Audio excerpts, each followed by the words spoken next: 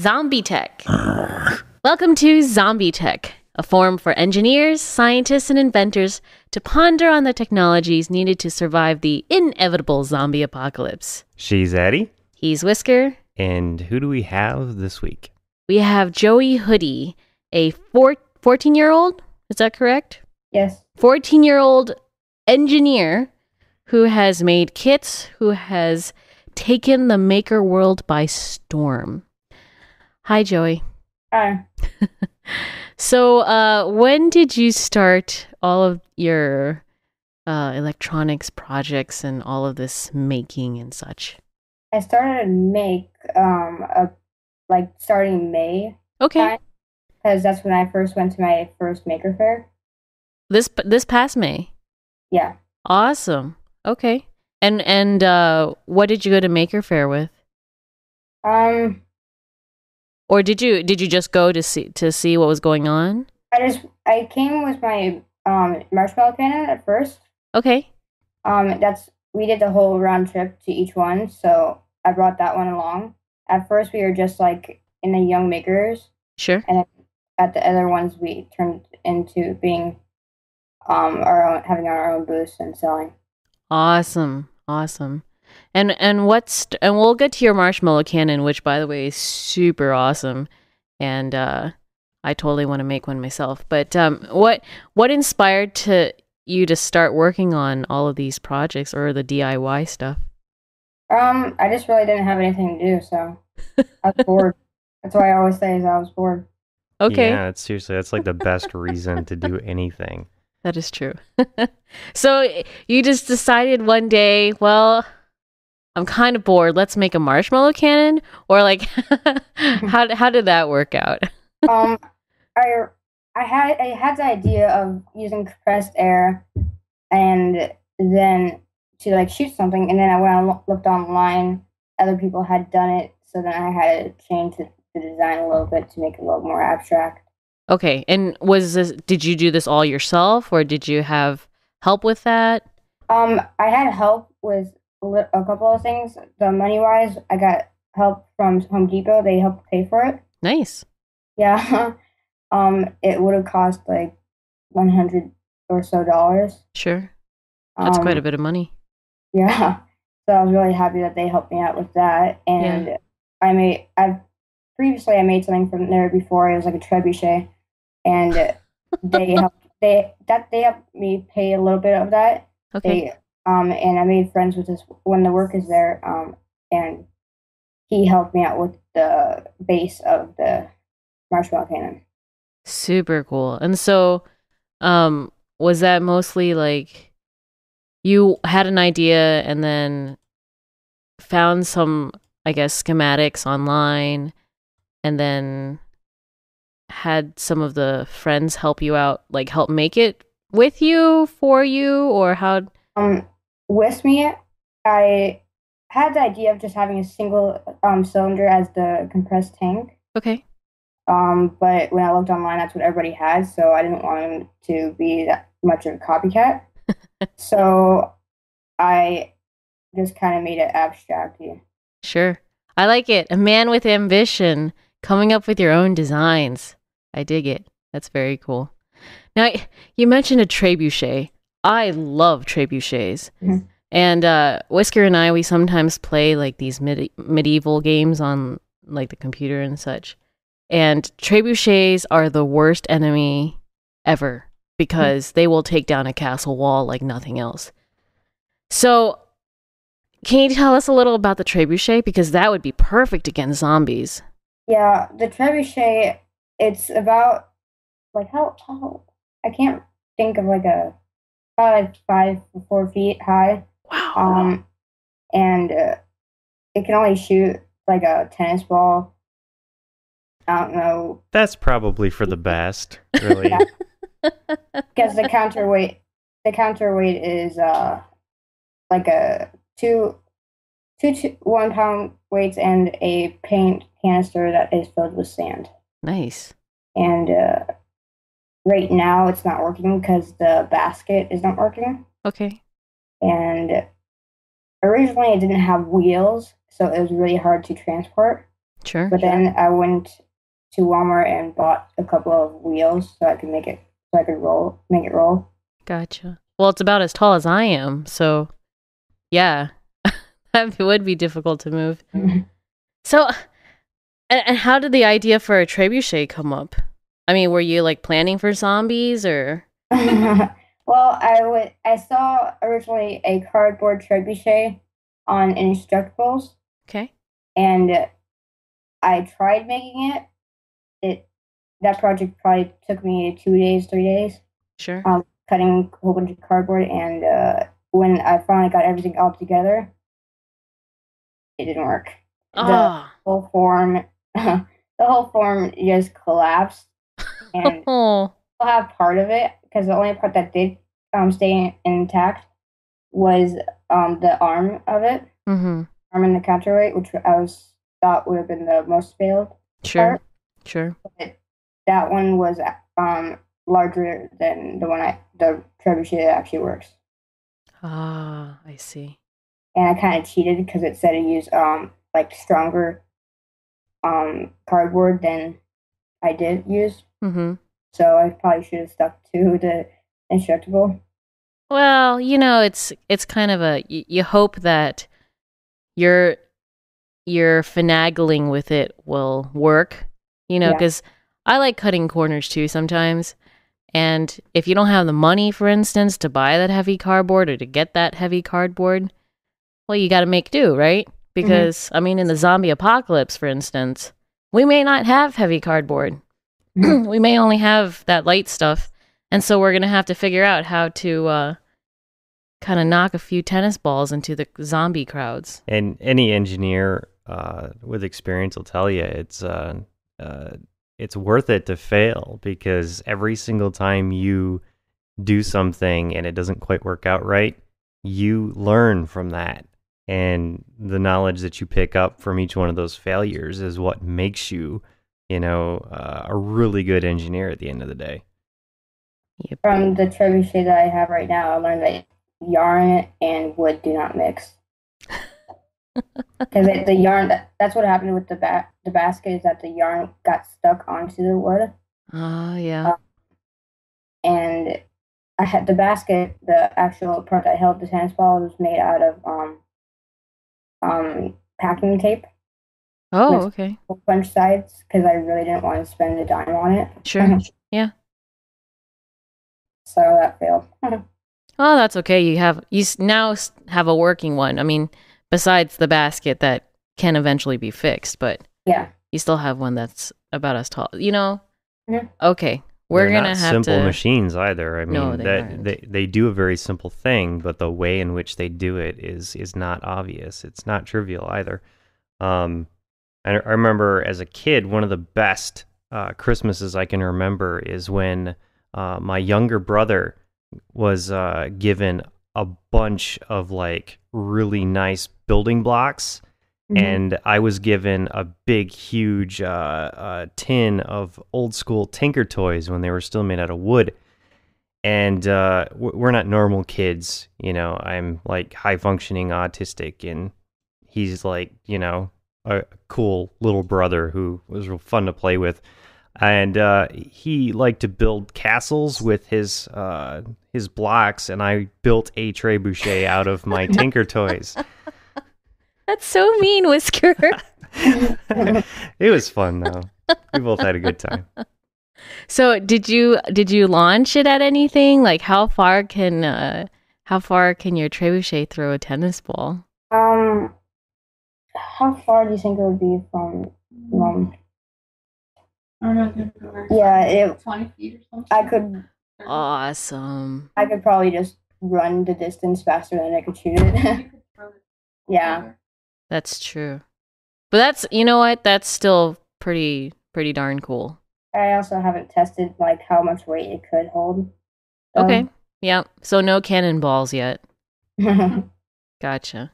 All right. Well, we're gonna have to help and see if we can make it sturdy for the zombie apocalypse bunker, because 20 feet could mean you keep your brain for another day. So you get one of those pumpkin chunkin ones. The what kinds? The pumpkin chunkin from that show. Oh, what's? yeah. I don't know what that is. I've What's seen that. Those things are insane. Yeah, some of the guys will make bigger ones, Addy, and they'll use them. They'll all get together in a big field, and they'll set up on one side of the field, and they'll load up their trebuchets with big pumpkins, and they'll have a contest to see who can chuck them the farthest. And some of these guys That's get great. like, really, really out of hand with it, and they'll start like hooking up small cars to their trebuchets and What? throwing a car across the field. Yeah. It's crazy. And then you have the air cannons there that can do like over 2,000 feet. Oh my gosh. Did you see That's crazy. the news the other morning about the Mythbusters sort of having a misfire with their cannon on the range? Oh It's like, yeah. oops. Oh yeah. Can't wait to see that episode. I don't know if they're gonna show it actually. I mean, because I think they're in a little bit of trouble with the folks whose house Well, they. if their show goes off the air, and then we can interview them on Zombie Tech, because we interview people from Discovery all the time. That's true. Not usually when their show is on the air. We wait till it's off the air. They actually got kicked out of an area before because they were too noisy for their neighbors. Wow, they got called out. My goodness, that's great. Well, I mean, I don't know. How important is safety to all of your projects? Definitely, I'm afraid of the air cannon one. Oh, When it's overpressured. sure. Because I only pressured up to 30 psi, but I know it can do way larger than that. Oh, But when you can't pump it up with the bike pump anymore, you kind of get the idea of how scary it kind of is. sure. I guess we can go into talking about the marshmallow cannon. How far can you chuck a marshmallow? The marshmallows will go 176 feet. Ah. And if you put a marble down after it, it will go probably twice that distance. Oh my gosh. So could you put a whole bunch of marbles in there? Yeah. I've only done 3 at a time. Most you can do tons of marshmallows. You can do anything that can fit down the barrel, basically. That is so cool. That is totally zombie bunker material. Because I was a little afraid that it'd only be able to launch marshmallows, but if it can do marbles, I'm impressed. We also have different sized barrels for smaller marshmallows and a t-shirt. The t-shirts I can also throw farther though. That's cool. Have you tried launching little parachute men? No. That might be fun. See how high you can get them, Mm-hmm. and then have them float down. On pirate ships, they used to take their more mortar style cannons and just fill them full of silverware and broken crockery and whatever. And when Addie suggested the little soldiers with the parachutes, I just got this amazing visual of your air cannon. If you were to just take the big diameter barrel and just stuff it full of little army men with the parachutes and shoot it straight up in the air, just rain down. We might have to send you a bag of those, just for proof of concept, just to see if it actually works. I actually did make a net for it to shoot out. Ah, okay. That's pretty cool. Very nice. Made the net with yarn. That's awesome. And I just basically tied on marshmallows to the 4 ends and put them into the barrel. And it worked really good. Did it? Oh, Until I had to get it off the bush that I shot it onto. that is so cool. Just really difficult. That's very cool. Now, see, this is where I was lucky having a younger brother, because I would do this kind of stuff too as a kid, but I also had a target, Don't give him ideas. It's hey, Charlie, run over there. I actually have gotten hit with the marshmallows at 15 psi, and it does hurt. Does it really? Oh gosh. It felt like it definitely should have left it bruised, but it didn't. Oh Probably if I wow. would have done it at 30 psi, it would have left the Wow. marshmallow size bruise. So it's like, have you ever gone paintball? Or yeah, is that right? Paintballing? I've done airsoft. I haven't done paintball. Okay, gotcha. Yeah, because I mean, I guess there's a new use for marshmallows. My goodness. But I'm glad you didn't get a bruise. That those are unpleasant. It shot me right in the right arm. Was it point blank or? I was like 20 feet away from it. Wow, that's pretty hardcore for even 20 feet away. Very very. And it's funny because I've had friends in college who tried to make a potato cannon, and we must have tried for about 5. So my friend made it, brought it over, and we tried to test it for about 5 hours, 5 to 8 hours or so. And the only thing we ended up doing with it was making a baseball bat out of it. We just ended up hitting the potatoes instead of launching them because it just did not work at all. But we were trying to use like aerosol. I've done stuff like I've done one little spud gun out of like a pill bottle and a camera for the igniter. Whoa, that's cool. I had a camera taser laying around. I have several of them. A camera taser? Yeah, if you take apart a disposable camera, there's a capacitor rated to 330 volts inside of it. And you can disassemble and unsolder a couple of the parts and rearrange them to make it continuous instead of just one large bolt. Wow. And the one I've made one that can go over it. My multimeter read over 900 volts. Ouch. Because I attached a 9-volt battery instead of a AA. Sure. But there's a part that commonly heats up in it, so. Now, how did you figure that out? I mean, were you just taking things apart and? Instructables, I'm on there like 24/7. Ah, gotcha. Yeah, it's like the best thing ever for somebody who wants to know how things work, right? True. Yep. And you Like pretty much look up any taser? topic and somebody's kind enough to put up some information explaining it. It's great. Yeah. When I was actually looking at the instructables, some people have like bags and bags of cameras. I'm thinking, where'd they get those? And then in the description, I said, just go to Walmart and ask for them. And I went to like several Walmarts and they didn't give them to me. And finally, I went to Target. Oh, and then they gave it to you. Yeah. Wow. Hardcore. That is so cool. I mean, and you haven't accidentally shocked yourself or anything. I've done that several times. With 900 volts? I haven't done a 900 volts one because I kind of put that aside because I'm afraid of that one. I've done a 300 volts. I think one of them is like 360 or 70. Wow. That one's continuous. I've made a Leyden jar, which I am unable to measure what it puts out. Sure. Because I did try it with a Harbor Freight multimeter and it broke it. Yeah.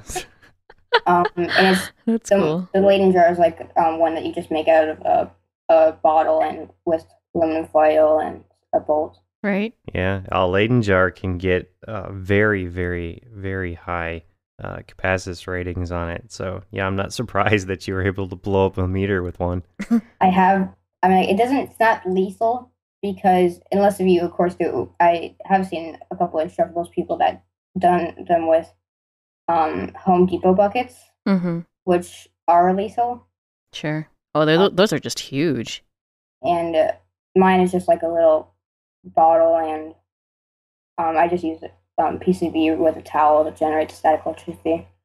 Addie has actually been on Hackaday for one of her do-it-yourself capacitors. My ridiculously silly DIY capacitors, because I pretty much wanted to, not I didn't want to make a Leyden jar because they already did such a good job of documenting that on Make. Yeah. So I decided to just roll it up. So I had two, just like a capacitor, you have the two conductive plates with a what's it called? Insulating center, I guess. Oh, yeah. And so I just used foil and saran wrap and then rolled that up really tiny, and then measured the capacitance. It was just to see if it worked. So I've seen. I think it's neat that people do that kind of stuff, that make their homemade electrical components, like the resistors out of paper and pencil. Yep. Stuff like that. Yep. Next thing you know, there's going to be a homemade LED, which I haven't seen yet. That's true, actually. I have not seen a homemade LED yet. But that's... The rocks are, like, expensive if you just buy, like, a chunk of them. Yeah. Well, if you do it, let us know. I'll be sure to submit it to Hackaday for you. So let's see. Now, one of the biggest projects that I guess a lot of people know you for is your LED Cube Shield. Mm-hmm. And how did that idea come about? And yeah. Now, isn't that what John S? Yep. He bought it. John's the one who said that we should get a hold of you and interview you. I guess he met you at one of the Maker Fairs because he was buying one of those kits of yours. Yep. At Maker Fair Phoenix, I believe it was. Yes. Yep. So basically, I had the idea because I was looking on Instructables trying to figure out how to make one. Okay. And the way that people always showed them was not very well put together because I couldn't figure out how the heck you were supposed to hook them up and get the 3 dimensions. I thought some of them were trolley plex, and I could not for the life of me figure that out. Sure. And I mean, I can do trolley plex thing with 2D, but when it goes to 3D, it's harder. Right. And messier. So I did multiplexing, and I basically just made the shield to make it easier for everybody to build theirs. Now, I haven't worked much with Arduinos. Is that capable of being battery powered? Yeah, actually, there's a 9-volt battery connector to it that comes with it if you get the starter kit. Ah, okay. Can you guys see do you guys have video? Let's see. We do, but the listeners to the show won't have it. So True. That's okay. I mean, I can look it up. I was just wondering if it was battery powered or if it had to be, hooked up to. If you have it, it can be either USB or battery powered. Okay. So it powers from the computer when you have it hooked up, and when you unplug it and you attach the battery, then it's battery powered. Cool. So what does the LED Cube Shield essentially do? Just light up in whatever pattern you program it to. Like I have a sketch running right now that you have a potentiometer hooked up, and it will change the code. Cool. So basically what he's done here is he's got a 3x3x3 multiplexed 3-dimensional cube of LEDs. Yep. And that's not an easy thing to wrap your head around. I want to make an 8x8, and if that's easy, I want to make a shield. Right now I'm working on an EL wire shield, so. Okay. Very cool. Now, what was the biggest challenge with coming up with that, or with doing the 3x3x3 project?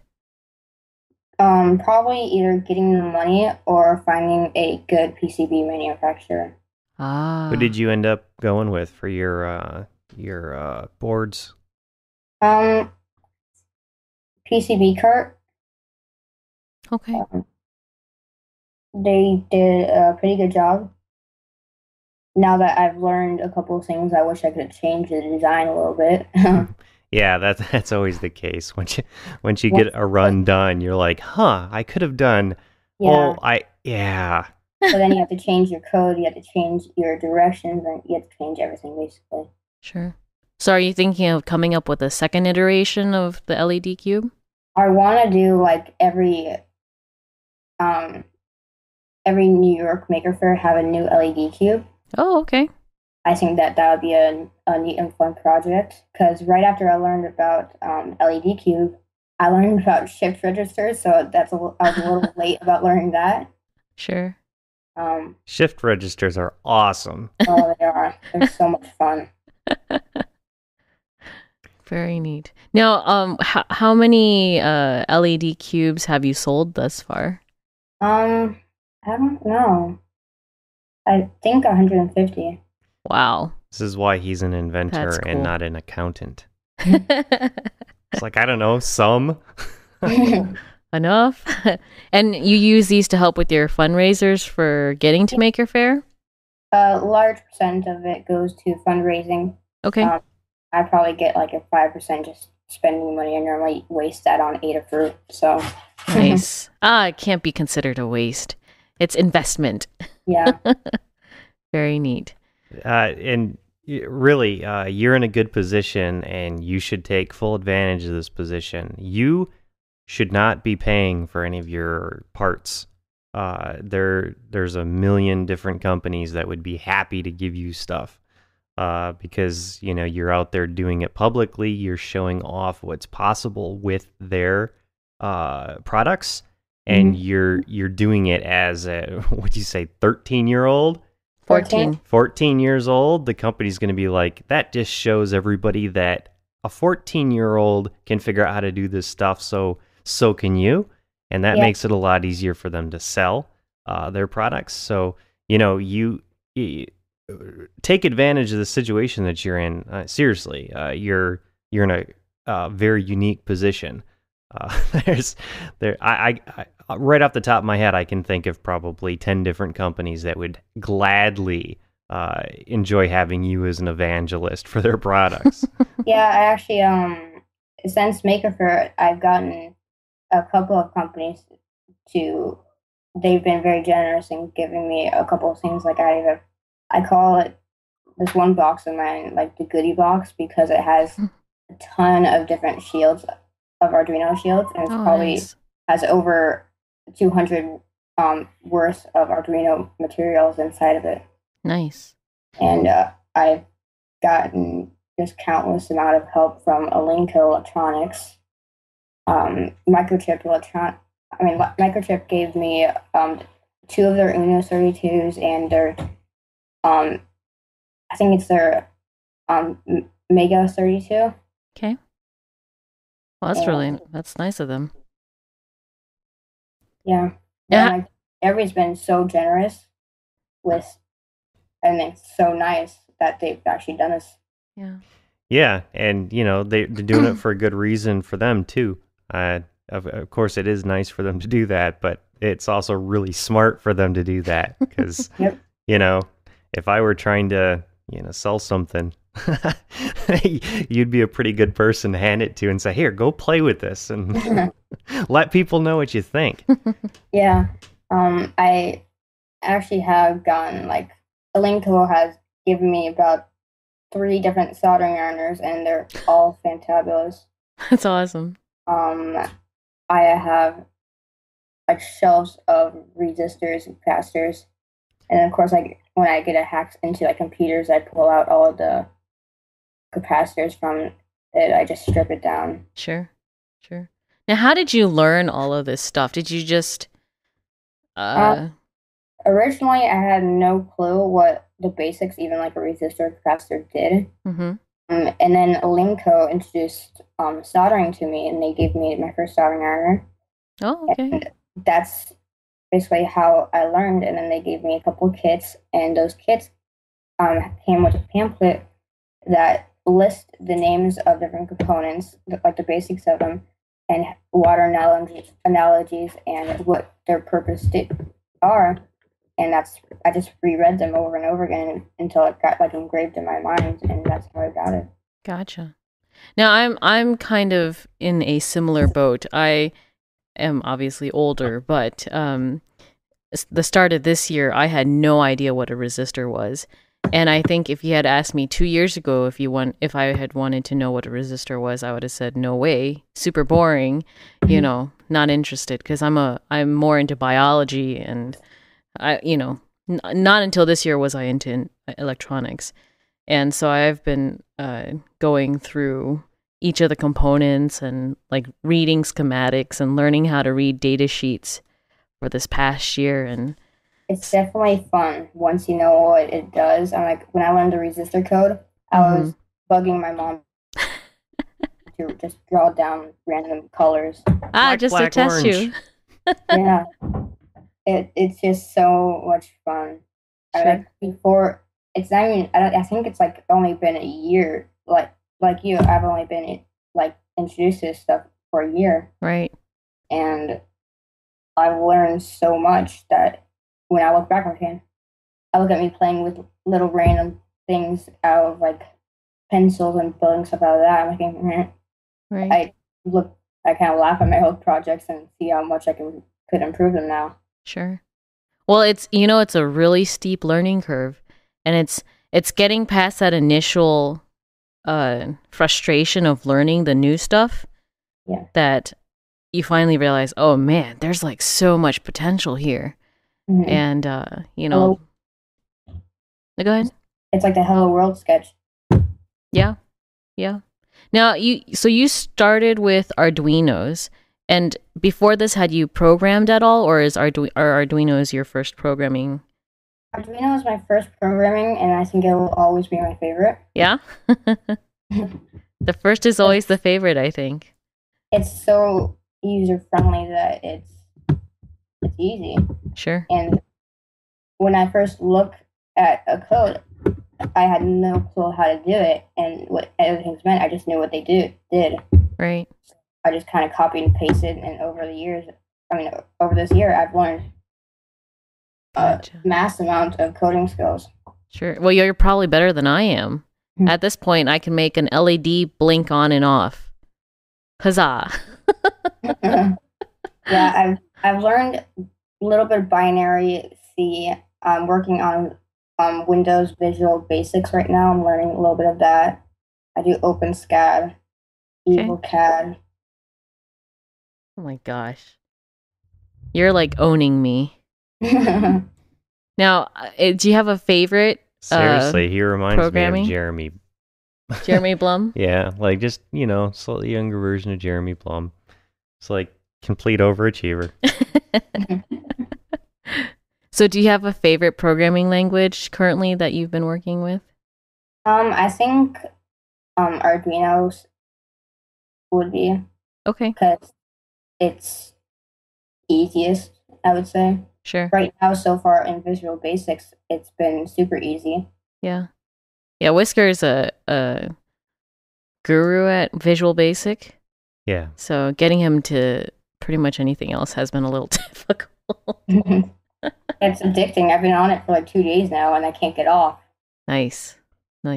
And what do you, so I'm guessing all programmers essentially do the typical hello world thing, Mm-hmm. but do you have any other programming projects that you're thinking of getting into? I have a couple of them that are just kind of like way over the top to do at this moment because I have no clue how to yet. Mm-hmm. One is like a portable Arduino programmer, so like a phone size one. Oh, nice. But I have no clue how I'm going to do that.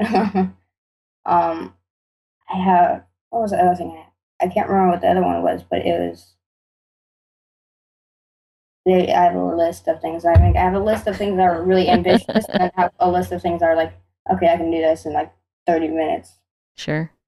And I guess how it took me about like an hour to design the LED Cube Shield on EagleCAD when I finally finished getting the ideas done. Mm-hmm. So it's mostly just the planning. Yeah, it's planning and waiting for help or money. Money also is a huge thing. Right. Well, things are pretty. This kind of hobby can get expensive very quickly. But once you have everything, it starts. Once you have all the necessities, it starts leveling out. Yep.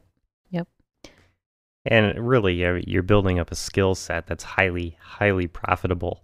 So, at some point, it's not going to be a hobby. It'll end up being something that, makes you have more money than everybody else. Yeah, so, I mean, that's what Eagle is. I mean, like, Eagle is the only bad part about Eagle I can think of is the amount of files I have in my computer. Um, Just all the different ideas, huh? yeah, Nice. it Nice. kind of gets overloaded. Nice. And that's okay. I mean, the good thing is that you don't have to, you can have them saved so you can just jot them down and then have them in a place to look at later. So, Yeah. Yeah. I mean, like, I just recently learned how to do OpenSCAD a lot better, and before I was doing just, I don't know if you guys know OpenSCAD, but you just basically do like a cube and then you put the dimensions you want in, and then if you want to put a hole in it, you just do like a cylinder. Oh, So okay. Okay. it's a long list of things. So it's like 3D modeling a little bit. Yes, it's 3D modeling. A lot of people use it for like 3D printers. Okay. And before, my coding was just totally ugly. And after I read the wiki book of OpenSCAD, I got a lot better. My code was actually to the point that I don't have to scroll down. So that was really helpful. Now, how does 3D modeling translate to code? OpenSCAD is I would consider it coding because you'd have to put you'd have to like write down your shapes and the dimensions, and say if you wanted it to turn, you'd have to do rotate. You'd have to put translate for where I you see. want it to be. But I would definitely choose OpenSCAD over like Google SketchUp or something like that Oh, sure. because it's easier to navigate through it. Oh, that makes sense. So like, yeah, okay.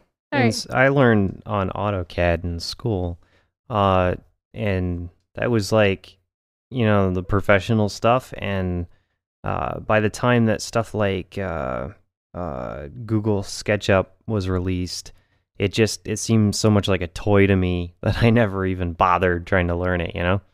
There's a sketchy physics that I looked up one time, and it can apply physics to your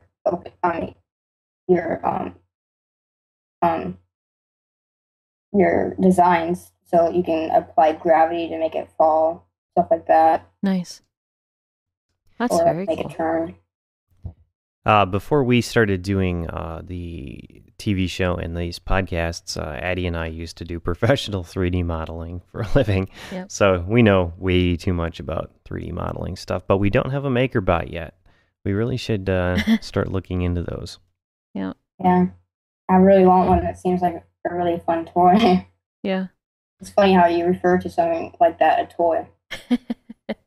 Well, I mean, some of the things that people have been making have been just toys, but yeah. Seems like a lot of the people that we talk to on the show have MakerBots or RepRaps. The guy I mentioned earlier, Jeremy, he was just named the IEEE. the IEEE face of IEEE college age folks. So anyway, a really big honor for an engineering student to be named that. He worked at MakerBot over the summer this year, and he got to hang out with Bree and all the famous makers and, do all that sort of stuff. I'm sure you'll be doing that kind of thing in, gosh, a couple years here. I hope. Oh, yeah. That'd be fun. Yeah. Now, so with all these projects and with all of the new programs that you're learning and such, is there anybody who helps you out? Do you have any mentors? Jacob, I talk to Mitch a lot. Mitch Okay. Altman. Yep. Jacob's, he works at Heatsink Labs, which is a local hackerspace. Okay. And he helped me out with the LED Cube when transferring it over from Eagle to Gerber file. Okay. Um, when I originally didn't even know about Gerber, I thought it was like that food product from TV. And then when he told me what that I needed to do that in order to send my code, like not my code, my file over to the company that they needed that. So Gotcha. Very cool. So it's mostly Mitch and was it? yeah, I mean, I have a list of people. Yeah. In several different categories. Okay. Cool. And you just mentioned Heatsink Labs, the local hackerspace, or makerspace. What do they have going on there, and what do you do there? I normally go on Fridays. That is like when all the kids my age go there. Okay. And that is, it's like a little maker fair. Cool. Every day. It's insane.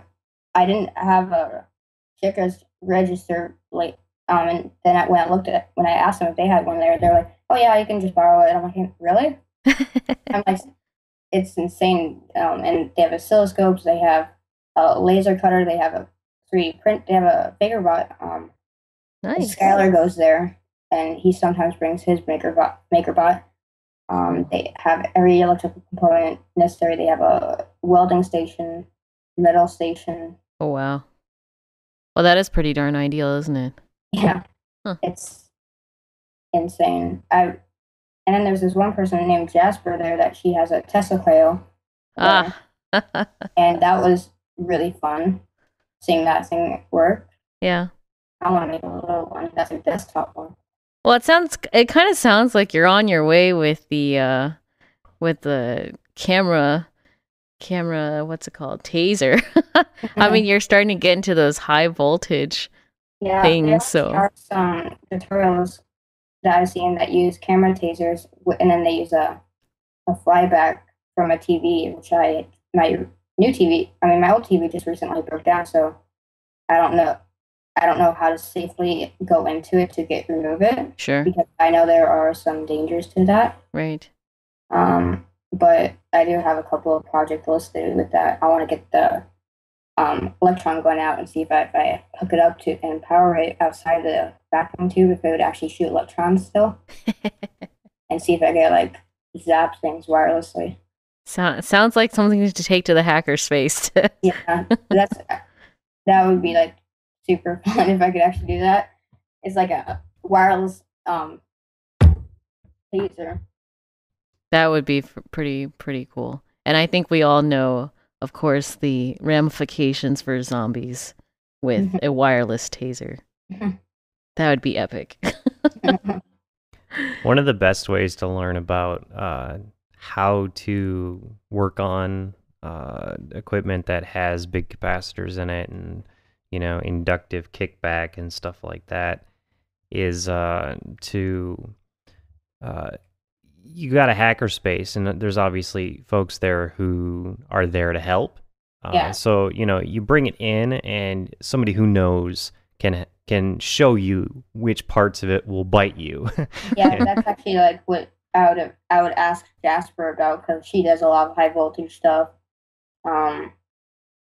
She's made her own flyback, and she's done a lot of high voltage stuff. So that when I first went there, she showed me her flyback hook and hooked it up, and that was really neat. Cool. Because you can't be human and not think that stuff is cool. True. I think so too. So if you end up making your own Tesla coil, we would love to be able to get a picture of that. I'm sure you'll post it on your blog, but we'd love to be able to at least retweet that and share it. I want to make a kit for it, because of course you'd have to have warning signs all over it, but you have to think about it in a way that not a lot of people understand how that works, and I still don't. Sure. So that would be a good kit to understand. Yeah, well, you got to be careful with that. Yeah. Got to be careful. Cool. Very cool. Now, at those hacker spaces, when you're hanging out with others of your age, do you guys actually get how does it work in terms of getting projects done? I would imagine if I went there at like 14 or whatever, I would be too distracted and just chat with everybody else, you know. Kind of do that. And like when you're working on the laser cutter and you're waiting for it to stop, if somebody's walks by, you're like, oh, you just start talking to them. Before you know it, the laser beeps and it's done or something like that. Sure. And it is awfully distracting because I do have a list of projects in my head, and basically I can go there and ask basically anybody there, because a lot of them are like very skilled in certain areas. So then it's like having a human dictionary. Right. Yep. I'm with you. We actually have a IRC channel where we chat to a lot of our friends and other makers and other engineers, and it's kind of our internet hacker space is what we like to call it, because obviously I've been doing this stuff for a long time and I know a lot, and Addie, she's really smart and she can figure most anything out, but having a group of people that each has their own sort of specialty and then bringing them all together in one place, oh my gosh, we can all do these amazing things that none of us could do on our own. It's great. That's why I think like hacker spaces are that like just too amazing. Because if you look at when you first go into it from the front door, the front doors might be locked because they're RFID. Which I thought was amazing too. And when you first go into it, the first thing I locked my eyes on was the Tesla coil, and they have a transformer from a power line that's basically the opposite of a van de Graaff generator, that if you have a group of people that are holding hands, you all get shocked instead of just one. I don't think they have a van de Graaff generator though.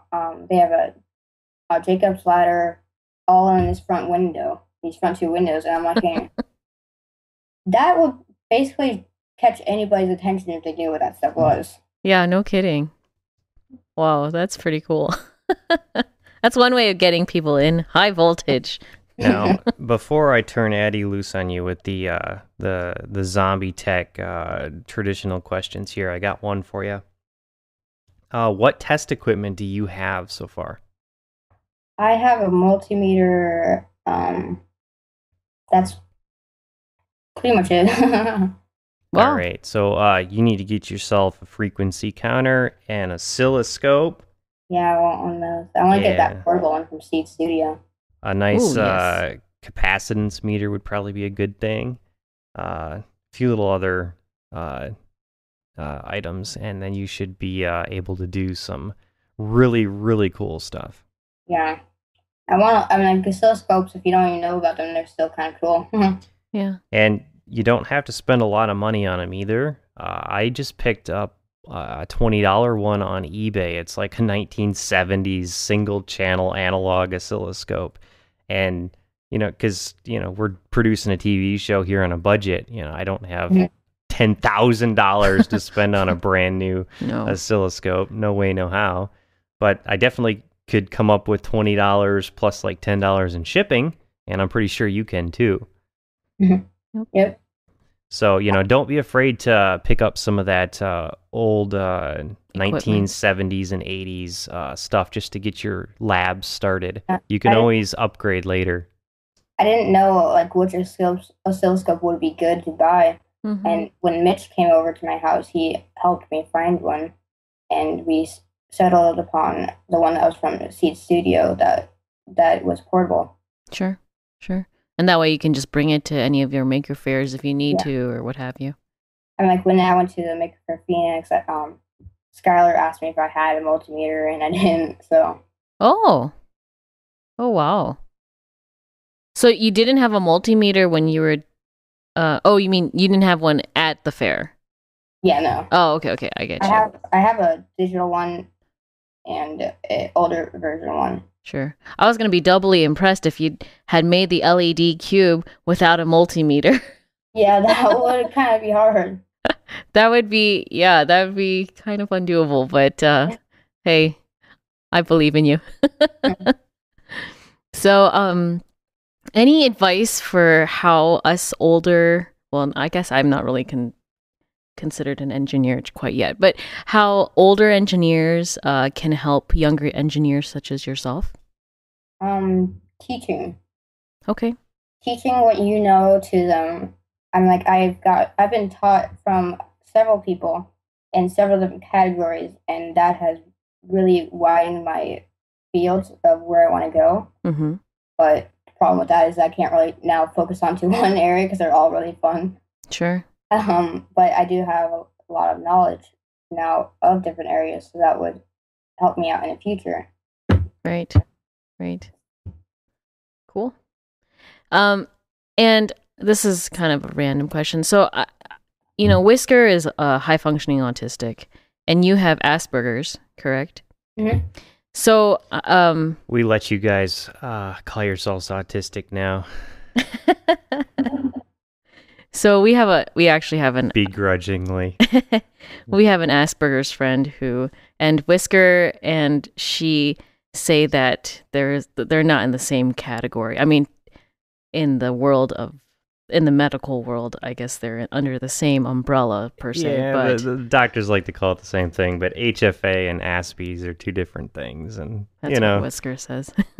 From the outside, I'm sure the neurotypicals think we're all the same, but no, we're definitely not. But on that note, I see you going to a lot of these maker fairs with a whole bunch of crowds. How do you handle that? I normally, if it's not a maker fair, I don't like crowds or anything like that. Mm-hmm. I don't like noises, and I don't like talking to people a lot. But when it comes to what I like to do, then I will just talk like there's no end.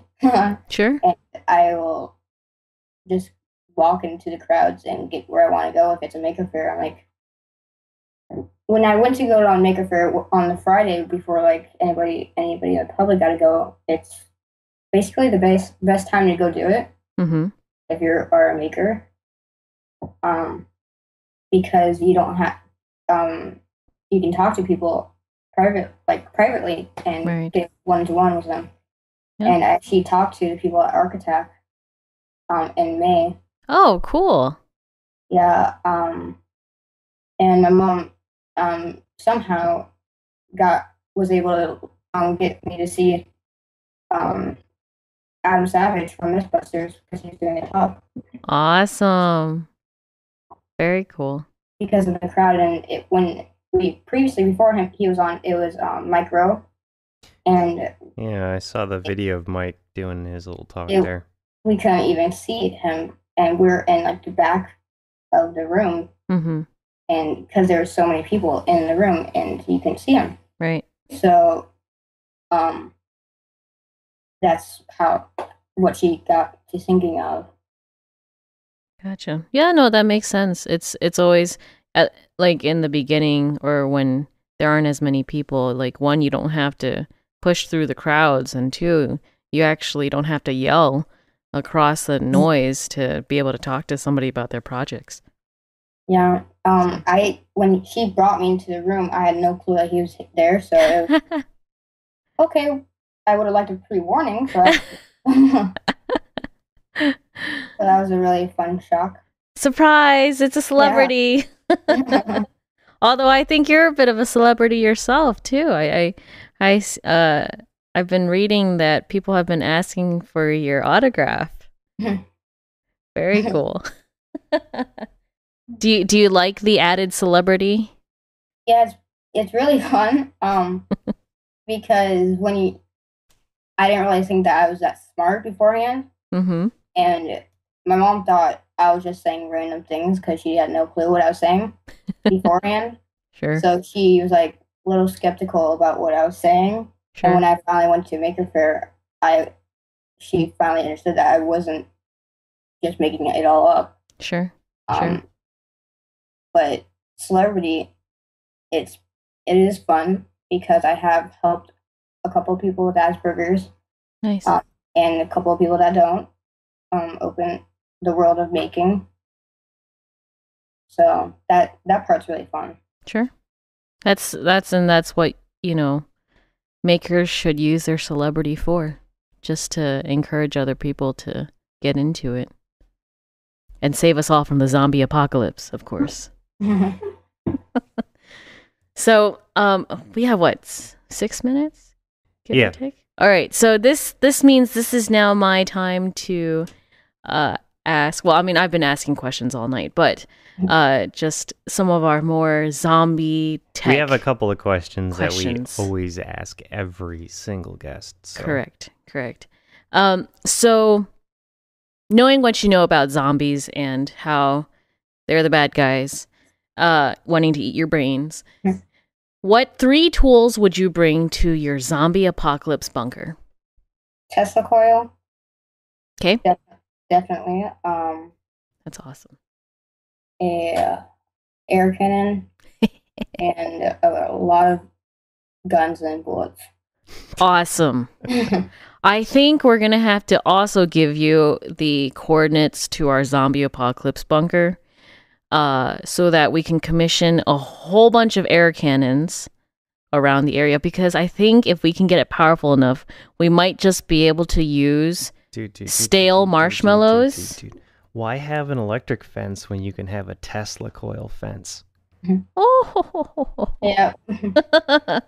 That would be excellent.